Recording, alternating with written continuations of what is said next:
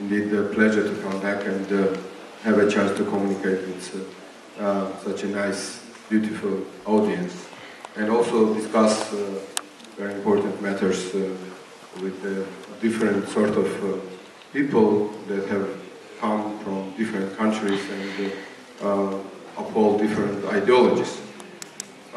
First, what I would like to say,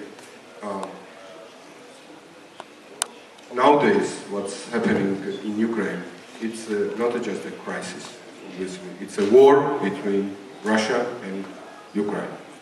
Second, it's not war next to Europe.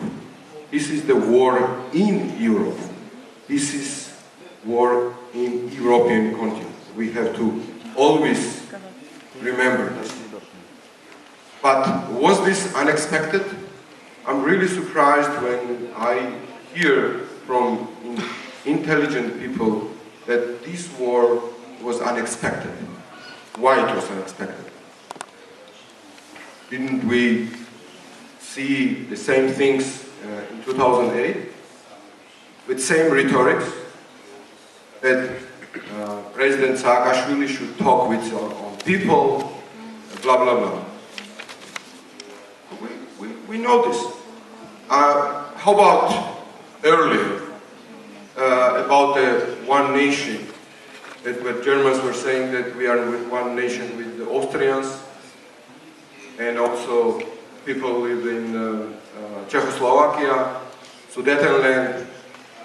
And when we talk about diplomacy, of course diplomacy is important. It's an important tool, and we shall never forget to utilize it adequately. But we shall not underestimate power of diplomacy. When there are tanks on the field shooting against independent state, you cannot just rely on diplomacy. And I fully agree with the distinguished ambassador saying when you are negotiating with civilized person, provided you are negotiating with civilized person, you should understand where is its red lines. But we have to understand that nowadays you cannot negotiate with Putin, because Putin is very much, not absolutely, but it's very much like Hitler. When he was talking about Sudetenland, when he was talking about Austria, it's very much like him.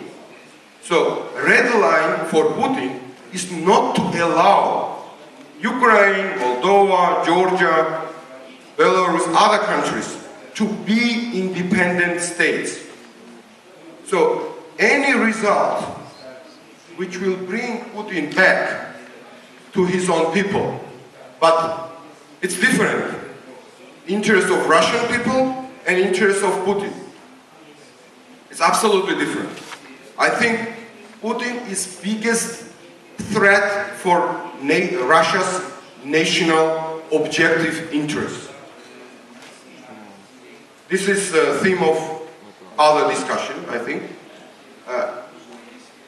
But his red lines are being defined by his own statement that dissolution of the Soviet Union was the biggest tragedy of the 20th century.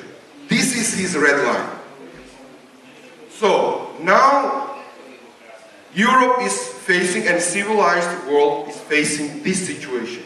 When there is this guy armed with atomic bomb, and which has every year ever modernized army, by the way, which will soon receive another updated weapons from France, Mistrals, from European Union member state, with European Union blessing probably, because if there is no this blessing, I cannot understand how this can happen, how earth this can happen in this situation when France can deliver the killing weapon to the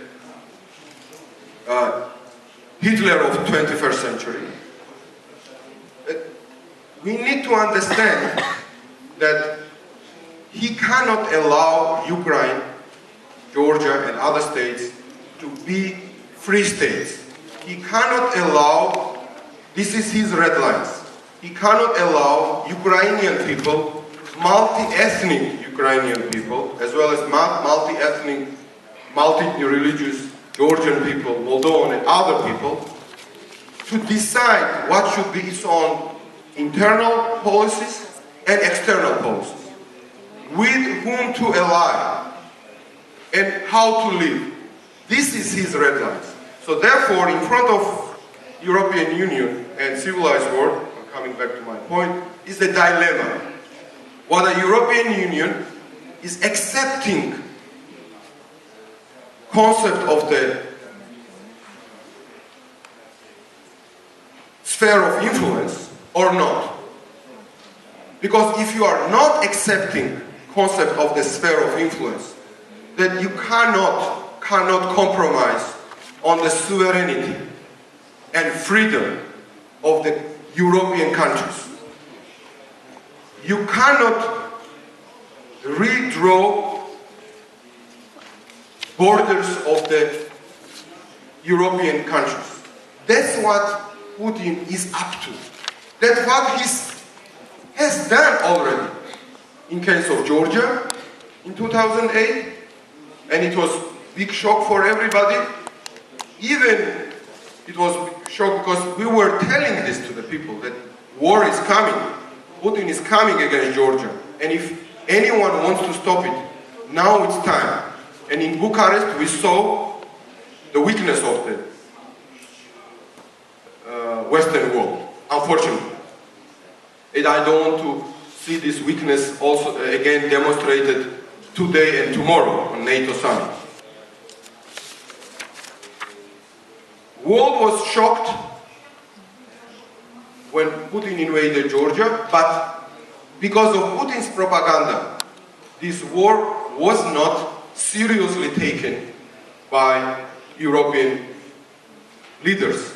Or many of them didn't want it to do something because it would put them in the confusing situation if they would really see what they was looking at. So they consciously refused to see and to look to the eyes of the truth. And the result of this, now war against Ukraine.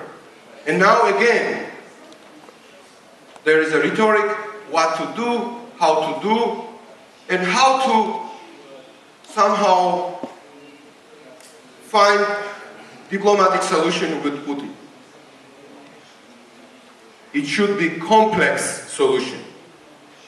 Diplomacy, military, and economic. So 3 ways how to deal with this situation. How to stop Putin. When Putin will realize that he is losing public support in Russia, which will threaten his power, this is the only real leverage against the Putin. There is no any diplomatic leverage against Putin otherwise. Only leverage against fascist Hitler-type Putin regime is to make him think what will be his future in Russia. Whether Russian people will further support him or not. What will be his end? So this is huge leverage in the hands of the Western community. Economic, military, and diplomatic. Thank you, Mr. So these are the 3 complex instruments that we have to utilize how to stop Putin's aggression. Thank you. For the final